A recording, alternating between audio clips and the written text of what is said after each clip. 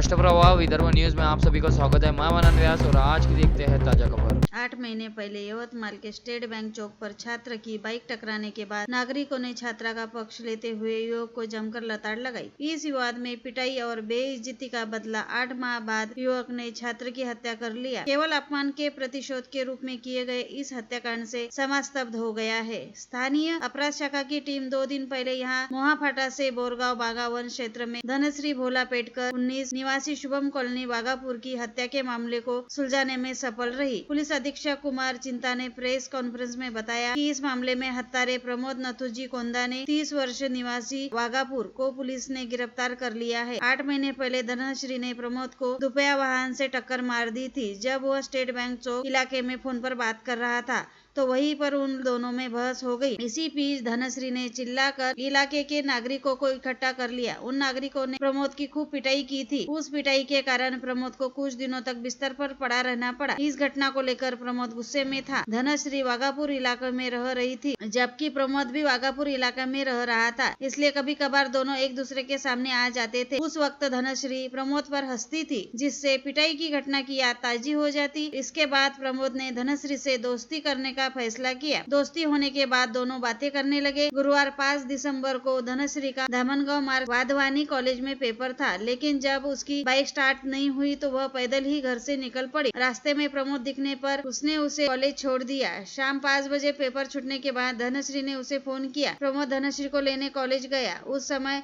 चूंकि वह खेत मजदूरों को पैसे देने जा रहा था तो उसने पूछा, क्या तुम मेरे साथ आओगी या घर जाओगी? लेकिन धनश्री उसके साथ चली गई क्योंकि सिर्फ 10 मिनट का काम था। प्रमोद उसे बोरगांव बांध क्षेत्र में ले गया। जैसे ही धनश्री के मन में संदेह हुआ, उसने बहस की और नागरिकों को साथ पुलिस को भी बुलाने की धौंस देकर फिर से पिटाई करने की बात कही। इसी दौरान प्रमोद का गुस्सा बढ़ गया तो उसने धनश्री को नीचे गिरा दिया और उसके चेहरे पर बड़े पत्थर से 3-4 बार वार कर उसकी हत्या कर दी। यह पूरा कबूलनामा प्रमोद ने पुलिस को दिया। विधायक सुलभा खोड़के ने लाडली बहन योजना की सब्सिडी 1500 रुपए से बढ़ाकर 2100 रुपए करने की मांग करते हुए नागपुर में महाराष्ट्र विधानसभा के शीतकालीन सत्र में अपनी आवाज बुलंद की। विधायक खोड़के ने अमरावती के विकास के लिए मेगा टेक्सटाइल पार्क, बेलोरा हवाई अड्डा, इंजीनियरिंग संस्थानों में वर्क फ्रॉम टाउन, शहर में धार्मिक स्थलों को पर्यटन स्थल के रूप में विकसित करने जैसे विभिन्न मुद्दे उठाकर सरकार का ध्यान आकर्षित किया। वही शिक्षा, कृषि महर्षि डॉक्टर पंजाबराव उपाख्य बाबूसाहेब देशमुख को भारत सरकार के सर्वोच्च नागरिक पुरस्कार भारत रत्न से सम्मानित किए जाने की मांग खोड़के ने नागपुर शीतकालीन सत्र में की। साथ ही राज्य सरकार को भाऊसाहेब को भारत रत्न दिलाने के लिए केंद्र सरकार से सिफारिश करनी चाहिए, यह मांग की। अध्यक्ष महोदय, महामहिम राज्यपालाच्या अभिभाषणावर मी चर्चा करत असताना या ठिकाणी मुख्यमंत्री आणि उपमुख्यमंत्री सन्माननीय अजितदादा देवेंद्र फडणवीस साहेब या ठिकाणी उपस्थित, त्यांना मी विनंती करते की डॉक्टर भाऊसाहेब उर्फ पंजाबराव देशमुख यांची 27 डिसेंबर या ठिकाणी जन्मशताब्दी वर्ष आहे, म्हणून मला या ठिकाणी महाराष्ट्र शासनाच्या वतीने आपल्याला विनंती करायची आहे की डॉक्टर भाऊसाहेब देशमुख यांना भारत रत्न पुरस्कार देण्यासाठी शिफारस आपण त्या ठिकाणी केंद्र शासनाला करावी अशी या ठिकाणी विनंती करते।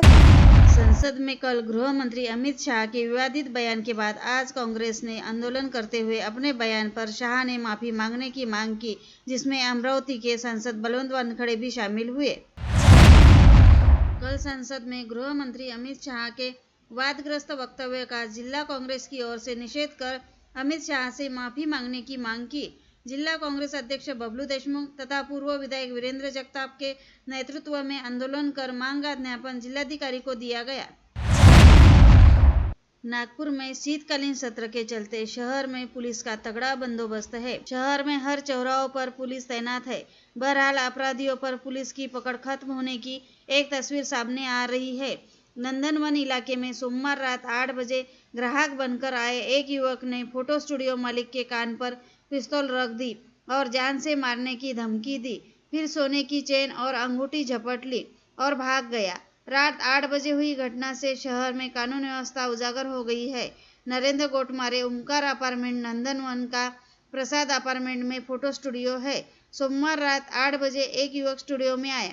उसने कहा कि वह फोटो खिंचवाना चाहता है, इसलिए गोटमारे उसे स्टूडियो में ले गए। उसके हाथ में एक बैग था। स्टूडियो में जाकर युवक ने सीसीटीवी लगाया है या इसका अनुमान लगाया। फोटो खींचने की तैयारी कर रहे गोटमारे ने युवक को बैठने के लिए कहा। उसी समय युवक ने बैग से पिस्तौल निकाली और सीधे गोटमारे के कान पर लगा दी। उन्हें जान से मारने की धमकी दी और चुप रहने को कहा। पिस्तौल देखते ही गोटमारे घबरा गया, वे चिल्लाए नहीं। इसके बाद आरोपी ने गोटमारे के गले से सोने की चेन और अंगूठी छीन ली। उसने धमकी दी कि अगर वह चिल्लाया तो गोली मार देगा और भाग गया। भयभीत गोटमारे ने परिवार को घटना की जानकारी दी, इसलिए परिवार स्टूडियो की ओर भागा। वे नंदनवन थाने पहुंचे, घटना की सूचना पुलिस को दी। शुरुआत में पुलिस ने शिकायत दर्ज करने में आनाकानी की। एक विधायक के फोन के बाद नंदनवन पुलिस ने शिकायत के आधार पर मामला दर्ज किया। विधायक के दबाव के बाद पुलिस ने सीसीटीवी फुटेज रिकॉर्ड खंगालना शुरू किया। कांडलकर प्लॉट से कंपोस्ट डिपो को जाने वाले कचरे के ट्रकों से उड़ने वाले धूल के चलते फसलों तथा नागरिकों के स्वास्थ्य पर परिणाम होने से डांबरीकरण के बाद ही इस रोड पर कचरे के ट्रक चलाने की मांग स्थानीय नागरिकों ने मनपा से करते हुए मांग पूरी नहीं होने पर आंदोलन की चेतावनी दी। पत्रकार वार्ता में गणेश दास गायकवाड़, पूर्व पार्षद बबन रड़के सहित क्षेत्र के नागरिक उपस्थित थे। चांदूर रेलवे तहसील के ग्राम चिरोड़ी निवासी अंकुश पवार व अन्यों की शिकायत पर उप निबंधक सहकारी संस्था के अधिकारी अविनाश महल्ले की टीम ने सावकारी का व्यापार करने वाले पोहरा निवासी सागर गावंडे के दुकान पर छापामारी की। फ्रेजरपुरा पुलिस स्टेशन को अधिकारी महल्ले ने दी शिकायत के अनुसार गावंडे के पास से लोगों ने गिरवी रखे कागजात जब्त किए, जिससे शिकायत के बाद पुलिस ने गावंडे के खिलाफ सावकारी अधिनियम के विविध धाराओं के तहत अपराध दर्ज किया।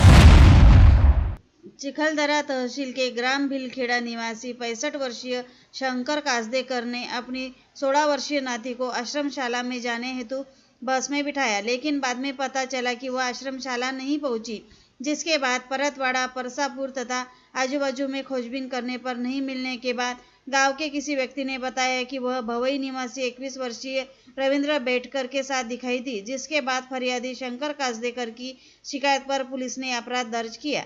धारनी पुलिस स्टेशन में फरियादी राम सिंह उइके ने दी शिकायत के अनुसार बुलुमगवान निवासी बलीराम सेलुकर ने अपनी मोटर बाइक क्रमांक MH27 CD 4928 हलगर्जी व तेज रफ्तार से चलाते हुए फरियादी व उसकी पत्नी झामिया को ठोस मारकर जख्मी कर दिया, जिसके उपरांत उपचार के दौरान उसकी पत्नी की मृत्यु हो गई।